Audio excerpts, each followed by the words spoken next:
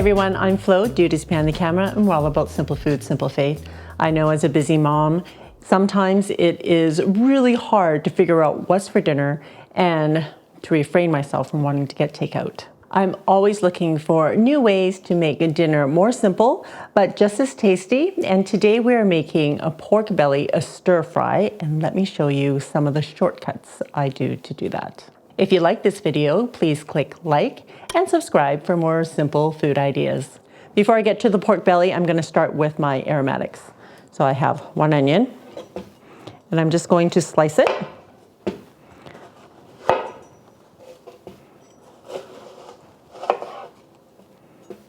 I like to slice it from top to bottoms because it helps hold its shape better.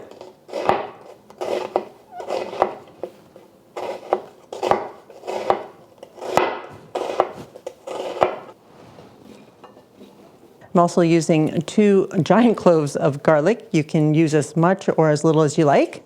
I'm just going to smash them, get the skin off, and cut off the bottoms. This is the board I normally use to cut meat on, but I thought I would save some time by cutting my aromatics on here as well, so I don't have to wash as many things. Okay, that's good enough. At our local Costco, we are able to purchase pork belly that's already sliced up like this.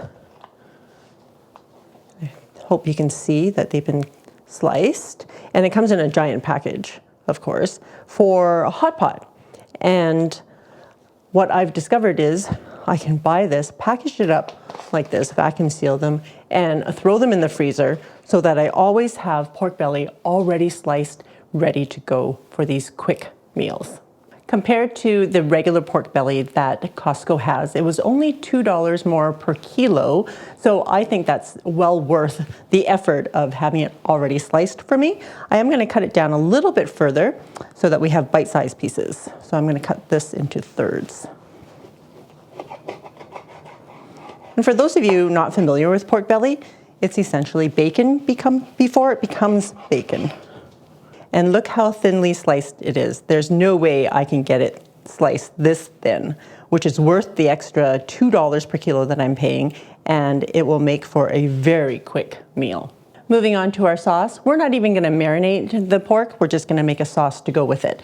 So I have 1 teaspoon of brown sugar already in here, and you can use regular white sugar. I just find that the brown sugar melts more easily. 1 tablespoon of light soy sauce, or regular soy sauce, 1 tablespoon of dark soy sauce. And dark soy adds color and is not as salty as regular soy sauce, but if you don't have dark, you can always substitute with a little bit more of the light soy sauce. 1 tablespoon of Shaoxing wine. Shaoxing wine is just a cooking rice wine, and if you don't have Shaoxing wine, you can use just regular rice wine or a sherry or just something with a little bit of alcohol to add depth of flavor. I'm also adding 2 tablespoons of oyster sauce. Now oyster sauce will add also depth of flavor, and it just makes it more flavorful. And I really love the flavor of oyster sauce. Whoops.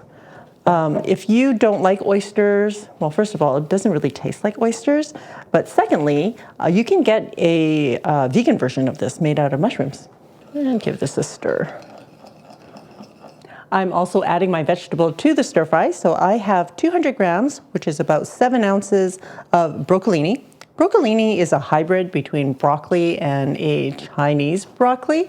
So you can use Chinese broccoli, which is called gailan, or you can use broccoli, or you can use whatever you like as your favorite vegetable to add.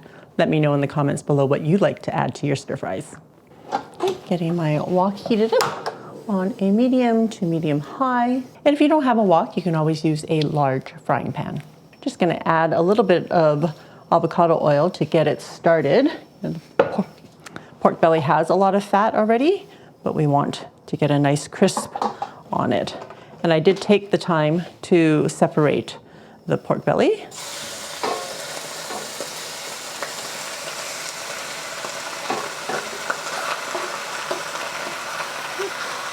Make sure you spread it out a little bit so that the pieces get a good sear on it. We're going to sear that for about a minute or so before moving it around.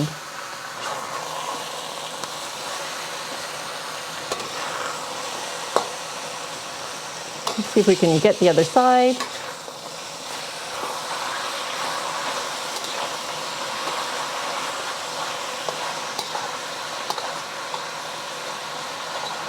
Part of the problem using a wok at home is that we don't cook as on a high heat as like the street vendors in Asia or wok kitchens.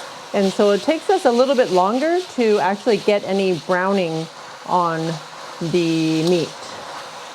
So I just need to be a little bit more patient. So I don't know if you can hear it, but the sizzling of the oil now, you can hear that it's actually frying up the meat as opposed to listening to the liquid evaporate. So now we're going to get some crispiness on it. Just like when we're cooking bacon, it's the same effect. I'll turn off the heat while I take the pork out.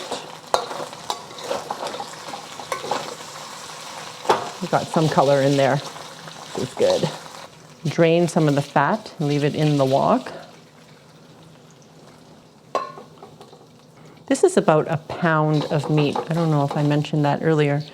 And if you don't want to use pork belly, you can always use pork shoulder, but we do want a little bit of fat in there because that little bit of fat actually helps to keep your pork moist. If you want to use tenderloin, you can. It's just the texture is not the same, so your meat might be a little bit tougher. It's totally up to you. Right, I'm going to remove some of this pork fat. And you can use this as cooking oil, kind of like bacon fat. I always have a jar of bacon fat in the fridge. Okay, turning my heat back on to medium. I'm going to add my onions. I'm going to cook this for about a minute or two. And you want to cook it to the texture you like it.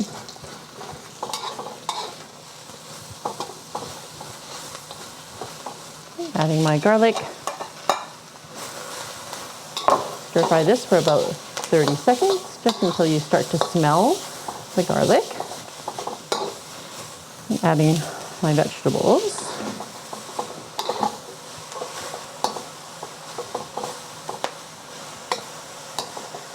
Just going to add a couple of tablespoons of water.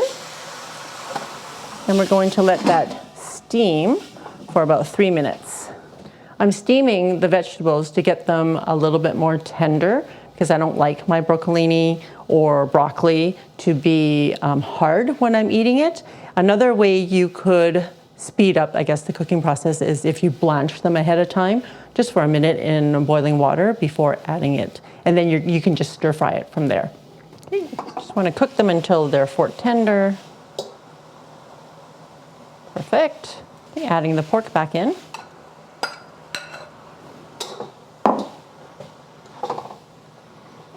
And we're going to add our sauce. Just toss this around in the sauce. Look at that color. I'm just going to cook this for about a minute for the pork to heat through again. Right, turning off the heat. I'm going to add about a teaspoon or two of sesame oil.